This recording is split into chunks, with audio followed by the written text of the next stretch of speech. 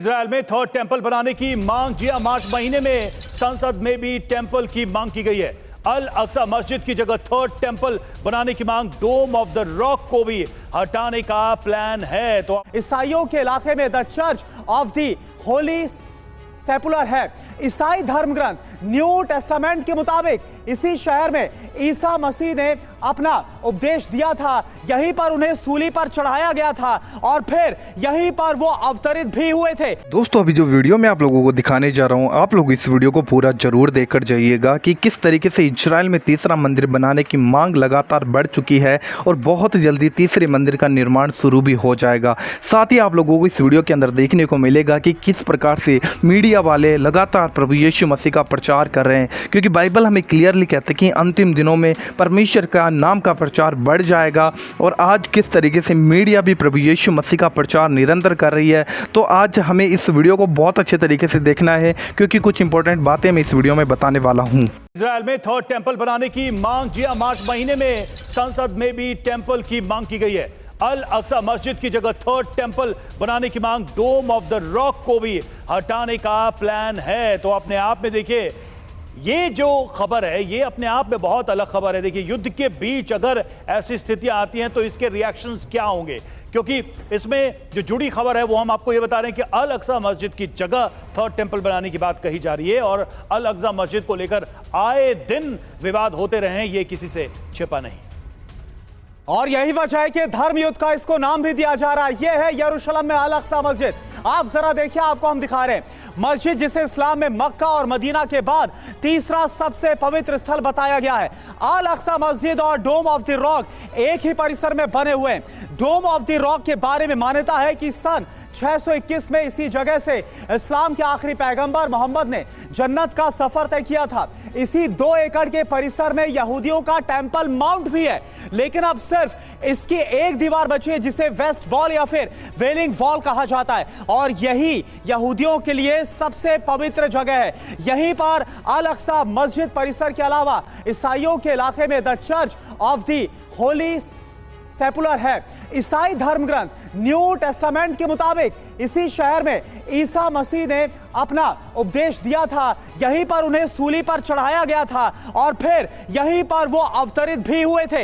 इसी परिसर को लेकर यहूदियों और अरब के इस्लामिक देशों के बीच विवाद चला आ रहा है। जो जानकारी सामने आ रही है, अब आपको दिखा देते हैं कि यहूदियों के तीसरे टेंपल का मॉडल क्या है। आपके सामने मॉडल है, यह आप जो देख पा रहे हैं, यह है मुख्य द्वार। मुख्य द्वार से लेकर सभी दरवाजों पर सोना मढ़ा होगा। इसके बाएं और आज का सेकेंड टेंपल यानी कि टेंपल माउंट और उसकी वेस्ट वॉल होगी।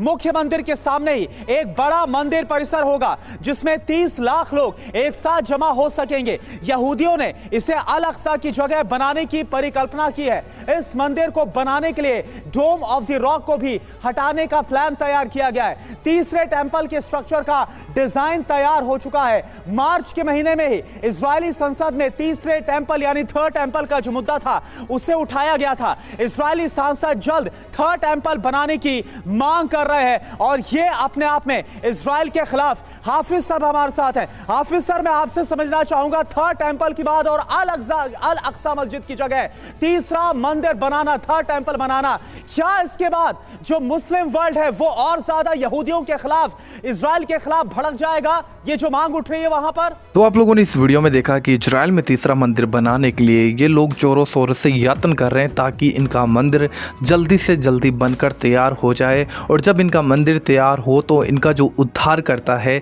जो इन्हें लगता है आने वाला है, जब वो उद्धार करता आएगा तो कुछ समय तो वो शांति को स्थापित करेगा, लेकिन उसके बाद में वो अपना जो रियल कैरेक्टर है वो दिखा देगा, क्योंकि वो उद्धार करता इनकी नज़र में होगा लेकिन वो एक्चुअली एंटी क्राइस्ट होगा। और जब वो एंटी क्राइस्ट होगा, जब इनको पता चल जाएगा कि ये तो हमारा उद्धार करता नहीं है, तो ये लोग प्रभु यीशु मसीह की ओर फिरना शुरू कर देंगे, क्योंकि इन्हें पता चलेगा कि हमारा जो उद्धार करता था वो आज से 2023 साल पहले, 23-24 साल पहले प्रभु यीशु मसीह इस धरती में आ चुका है, लेकिन हम लोगों ने उसके ऊपर विश्वास नहीं किया। तब ये लोग पश्चाताप करेंगे और यीशु मसीह की ओर फिरेंगे और प्रभु यीशु मसीह इनके गुनाहों को क्षमा करके इन्हें इनका उद्धार करेगा और ये लोग जान पाएंगे कि यीशु मसीह ही हमारा उद्धार करता है। दोस्तों, अभी देश और दुनिया के हालातों को देखकर दोस्तों हमें चौकन्ना रहने की आवश्यकता है, हमें चौकस रहने की आवश्यकता है, क्योंकि प्रभु यीशु मसीह ने कहा अंतिम दिनों में ये सब चीज़ें दिखाई देंगी। आज हम देख सकते हैं दोस्तों,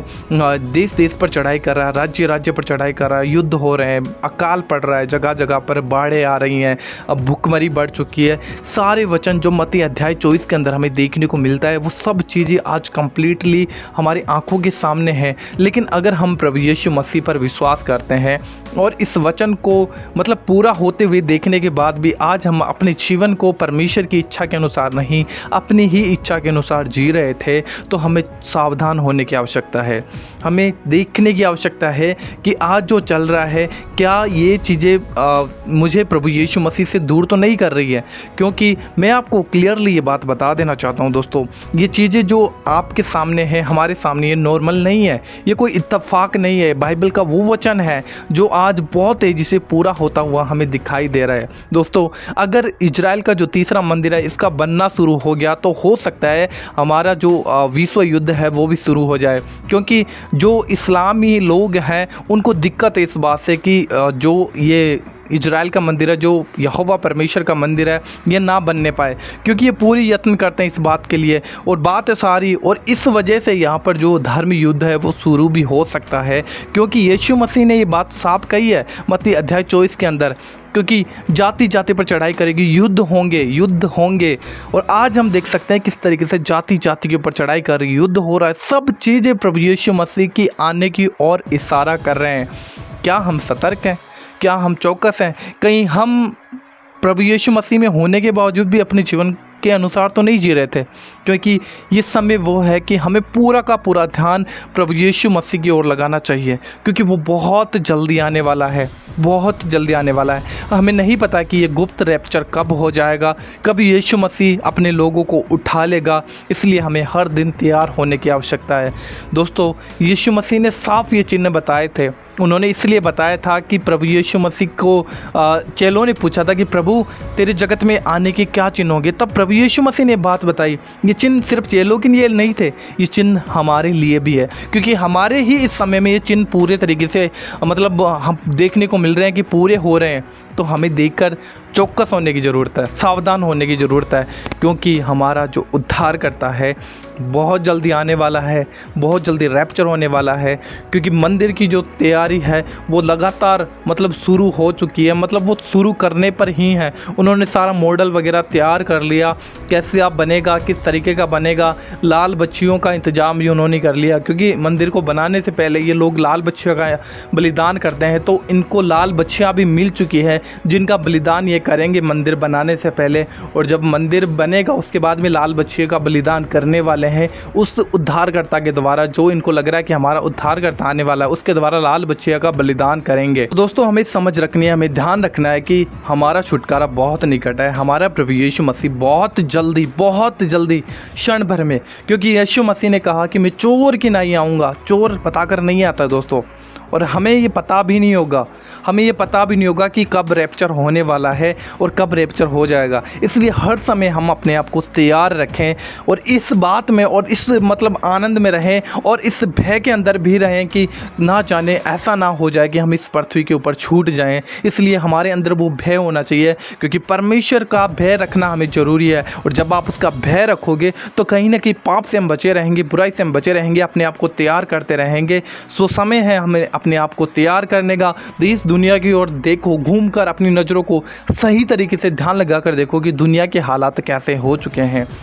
ताकि आप बहुत अच्छे तरीके से इन बातों को समझ सको कि बहुत जल्दी उद्धार करता प्रभु यीशु मसीह आने वाला है, रैप्चर होने वाला है। बाकी आपका इस वीडियो के ऊपर क्या कहना है आप हमें ज़रूर कमेंट बॉक्स में बताइएगा, और इस वीडियो को ज़्यादा से ज़्यादा शेयर कीजिए और अपनी राय कमेंट बॉक्स में लिखिए। चैनल को सब्सक्राइब जरूर कीजिएगा। प्रभु आपको बहुत आशीष दे। जय मसीह की।